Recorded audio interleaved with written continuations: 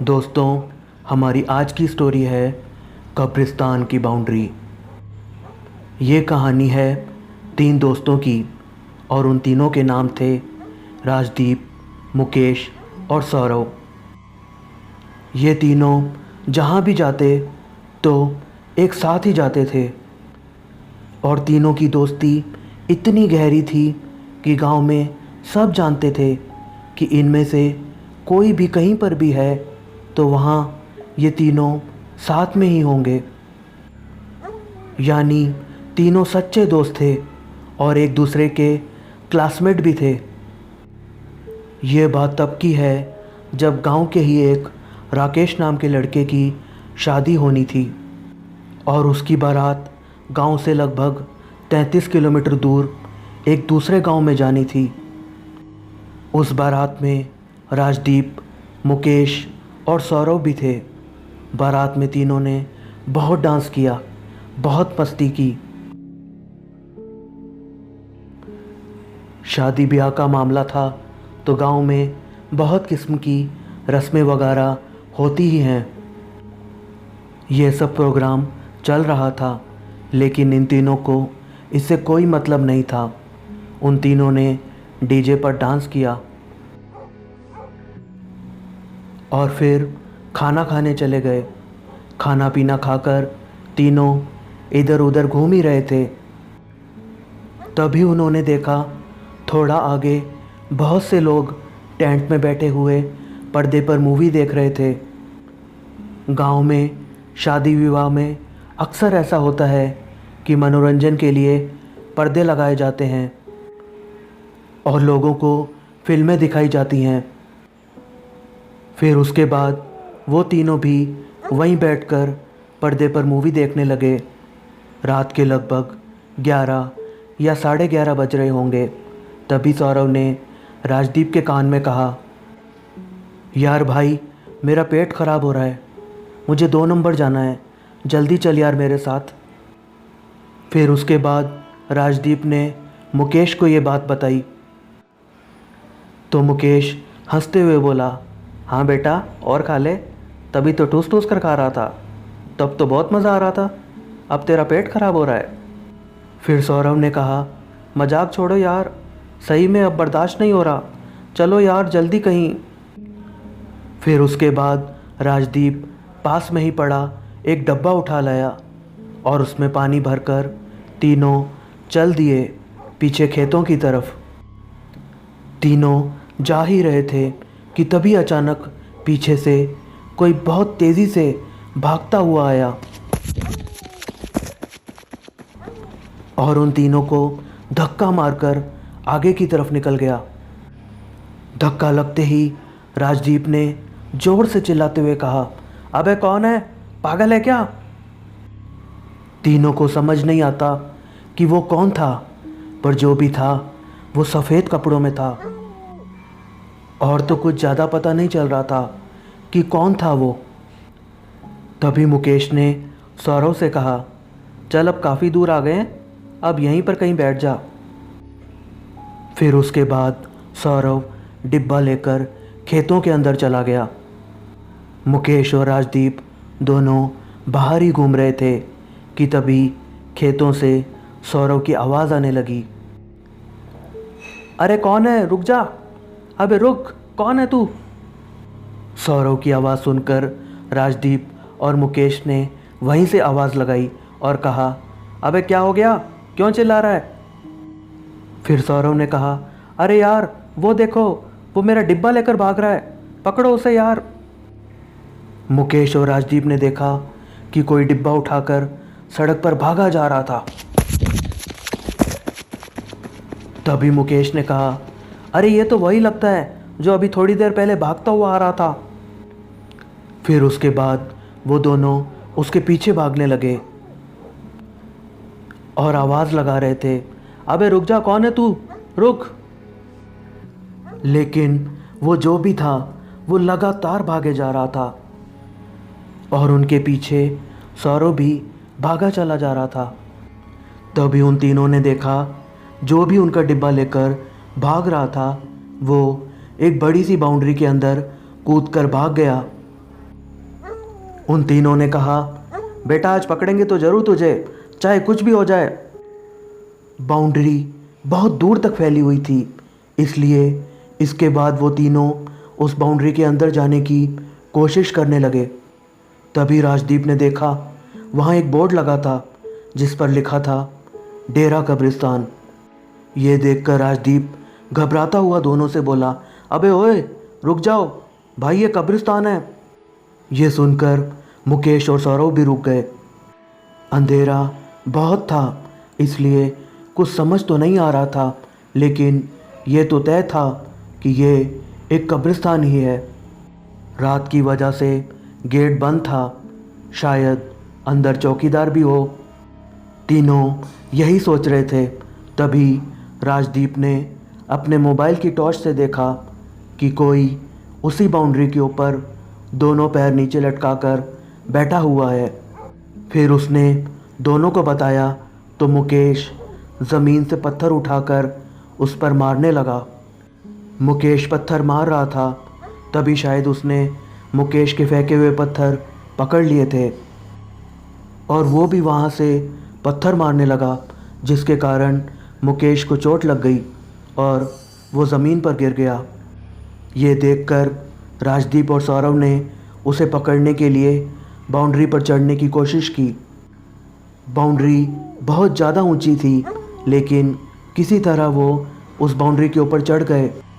तभी उन्होंने देखा वही आदमी जो सफ़ेद कपड़ों में अभी तक उनको भगाकर यहाँ तक लेकर आया और जो अभी बाउंड्री के ऊपर बैठा था, अब वो उसी कब्रिस्तान के अंदर एक कब्र के ऊपर बैठा था और वो किसी से बात कर रहा था।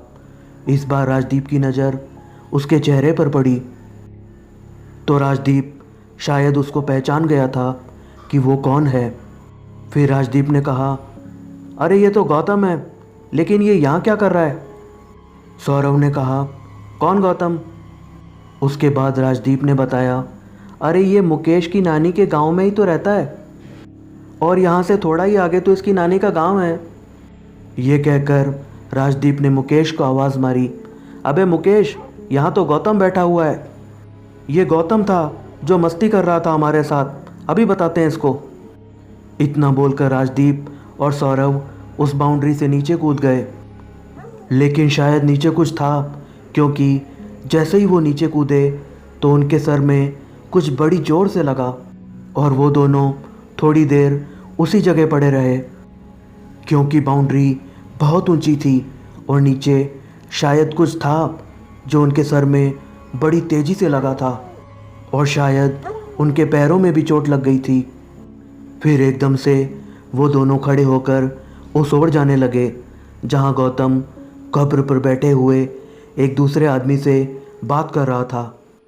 वो आवाज़ मारते हुए जाने लगे, अबे गौतम बेटा, इतनी देर से तू परेशान कर रहा था ना, रुक अभी बताते हैं तुझे। लेकिन मुकेश बाहर ही था, क्योंकि उसको चोट लगी हुई थी पत्थर की वजह से। लेकिन ये सुनकर कि वहाँ गौतम है और गौतम ही इनको इतनी देर से परेशान कर रहा था, मुकेश एकदम से उठा और शायद उसको जो चोट लगी थी और जो उसे दर्द हो रहा था वो सारा एकदम से ख़त्म हो गया था और वो भागता हुआ बाउंड्री पर चढ़कर आवाज़ मारने लगा, अबे वापस आ जाओ, अबे गौतम नहीं है वो भाई, वो तो 15 दिन पहले ही मर गया था, अबे वापस आ जाओ। लेकिन तभी मुकेश के होश उड़ गए और उसकी रगों में चलता हुआ खून मानो जम सा गया, क्योंकि उसने देखा कब्र पर गौतम ही बैठा हुआ था और वो एक दूसरे आदमी से बात कर रहा था। थोड़ी देर में वहाँ पर सौरव और राजदीप भी पहुँच गए। मुकेश बाउंड्री पर बैठे बैठे उन्हें देख रहा था। गौतम एकदम से खड़ा होकर एक साथ सौरव और राजदीप के गले मिलने लगा। मुकेश बाउंड्री पर से ही ये सब देख रहा था। उसने देखा कि वो सब आपस में बातें कर रहे हैं, लेकिन क्या बात कर रहे हैं समझ में नहीं आ रहा था, क्योंकि कब्र थोड़ी दूर थी। थोड़ी देर में देखते देखते वो चारों एक साथ उसी कब्र पर बैठ गए। ये सब देखकर मुकेश की तो हालत ख़राब हो गई, लेकिन फिर भी मुकेश लगातार आवाज़ें मारे जा रहा था। इसके बावजूद उसकी इतनी हिम्मत नहीं हो रही थी कि वो भी कूदकर उनके पास चला जाए, क्योंकि मुकेश को तो पता था गौतम की मौत तो 15 दिन पहले ही हो गई थी। तो फिर ये कैसे हो सकता है?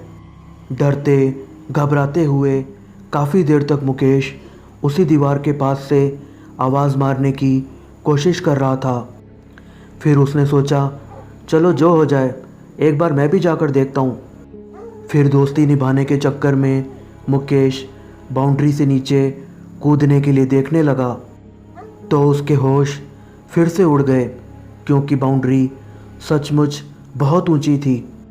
उसे पता था अगर कूदूंगा तो हाथ पैर तो टूट ही जाएंगे, और वो ये भी सोच रहा था कि ये दोनों इतनी ऊंची बाउंड्री से भला कैसे कूद गए। फिर वो कब्रिस्तान से बाहर आकर सड़क पर देखने लगा आसपास कोई है मदद मांगने के लिए, लेकिन उस अंधेरी रात में वहाँ कोई नज़र नहीं आया। मुकेश बहुत परेशान था, क्योंकि उसके दोनों दोस्त कब्रिस्तान में थे, और डरने की बात तो ये थी कि वो दोनों गौतम के साथ थे, जिसको मरे हुए 15 दिन हो चुके थे। यही सब सोचते हुए और घबराते हुए मुकेश उस ओर भागने लगा जहाँ शादी हो रही थी, क्योंकि वहाँ उसके गांव के सब लोग थे। मुकेश पूरी जान लगाकर भाग रहा था, और थोड़ी देर में वो टेंट में पहुंच गया। वहाँ सब लोग इधर उधर चारपाई पर सो रहे थे। उसने सबको बारी बारी से उठाने की कोशिश की। वो वहाँ ज़ोर ज़ोर से चिल्ला रहा था कि राजदीप और सौरव कब्रिस्तान में हैं, चलो कोई बचाने चलो कोई, अरे सुन क्यों नहीं रहे हो तुम लोग। लेकिन उसके बार बार चिल्लाने और आवाज़ मारने का किसी पर कोई असर नहीं हो रहा था। सब लोग इतनी गहरी नींद में सो रहे थे कि मुकेश के बार बार कोशिश करने के बावजूद किसी पर कोई असर नहीं हुआ। उसके बाद वो गुस्से में एक किनारे जाकर बैठ गया, और यही सोच रहा था कि ना जाने किस हाल में होंगे वो दोनों, आज किस मुसीबत में फंस गए। ये सोचते हुए वो रात तो बीत गई, और सुबह जब सब लोग जागे तो मुकेश फिर से सबके पास जा जाकर बताने की कोशिश कर रहा था कि सौरव और राजदीप कब्रिस्तान में फंसे हुए हैं और वो अभी तक वापस नहीं आए हैं। लेकिन उसकी बात सुनना तो दूर, कोई उसकी तरफ देख भी नहीं रहा था। मुकेश गुस्से में आग बबूला हो चुका था। उसने सोचा, चाहे कुछ भी हो जाए, अब मैं खुद ही जाऊंगा। और फिर वो वहाँ से कब्रिस्तान की तरफ भागता हुआ जाने लगा। वो यही सोच रहा था, ना जाने क्या हो गया है, इन लोगों को ना कुछ दिखाई दे रहा है ना कुछ सुनाई दे रहा है। और इधर टेंट में सब लोग मुकेश, राजदीप और सौरव को ढूंढ रहे थे। रात से ही वो सब सोच रहे थे ये तीनों गए कहाँ, क्योंकि उनका फ़ोन भी कोई नहीं उठा रहा था। फ़ोन की घंटी लगातार बज रही थी, लेकिन कोई फ़ोन नहीं उठा रहा था। सब लोग बहुत परेशान थे, यही सोच रहे थे कि आखिर गए कहाँ ये तीनों। और थोड़ी देर बाद राजदीप के पिता के फ़ोन पर राजदीप के नंबर से फ़ोन आया, और जब उसके पिताजी ने फ़ोन उठाया तो दूसरी तरफ से आवाज़ आई, ये किसका नंबर है? फिर राजदीप के पिताजी ने कहा, ये मेरे बेटे का नंबर है, पर आपको उसका फ़ोन कहाँ मिला? उसके बाद उधर से दिल की धड़कन रोक देने वाला जवाब आया, आपके बेटे की लाश कब्रिस्तान में पड़ी हुई है और उसके साथ 2 जनों की लाश और है। इतना सुनकर राजदीप के पिता रोने लगे और सभी साथी लोगों को बताया, और उसके बाद वो सब लोग बिना टाइम गंवाए तुरंत कब्रिस्तान पहुंच गए। वहां पहुंचकर देखा बाहर गार्ड खड़ा था और 2 पुलिस वाले भी थे। फ़ोन शायद पुलिस वालों ने ही किया था। फिर पुलिस वालों ने बताया एक लाश तो बाहर ही पड़ी हुई थी और उसके सर में चोट लगी हुई थी, और 2 जनों की लाश कब्रिस्तान के अंदर दीवार के पास पड़ी हुई थी।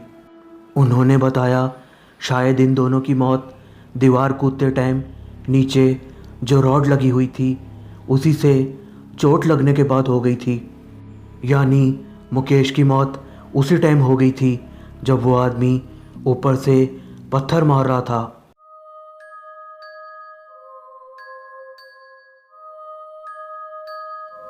राजदीप और सौरव की मौत उस ऊंची दीवार को कूदते टाइम नीचे रखे सरिये और ईंटों पर गिरने से हो गई थी। तो फिर मुकेश वापस टेंट में कैसे गया? फैसला आप खुद कीजिएगा कि वो कौन होगा।